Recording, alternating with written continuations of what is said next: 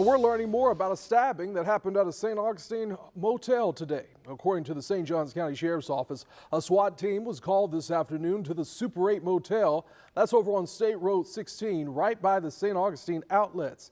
Sydney Deshawn was there earlier today, and she's joining us now here in the studio. And Sydney, I know you spoke with some people who were involved in all of this. What did they tell you? Yeah, Anthony, that's right. Witnesses told me it appeared to be an argument between the two men, leaving one of them with stab wounds. His family tells me he is expected to survive, but they say this should have never happened. A violent incident with heavy police presence rattling St. Augustine. Witnesses say a man was stabbed at the Super 8 motel on State Road 16 Friday afternoon. Christian Lewis, who knows both men involved, recalls hearing about the violence from his mother.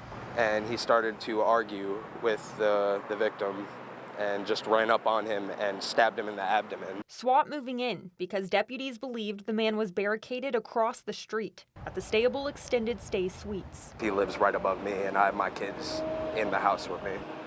So I didn't want him to try and come to my room to hide or anything like that and me not know the situation yet and let him in and him potentially hold me or my kids hostage or something along those lines. Lewis says he and others who lived in the motel were huddled up and say they feared for their lives. I didn't know my family would be safe. I didn't know if the families above us were. I heard them yelling at other families to put their kids under the bed and stuff like that.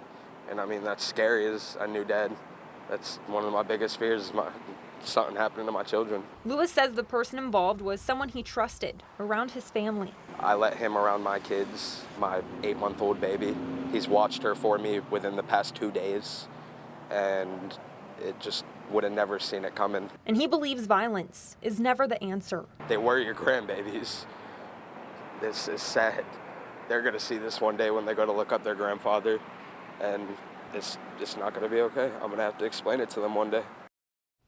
And we have asked the St. Johns County Sheriff's Office about their search for the person involved. We are still waiting on an update, but we do know there is no threat to the public.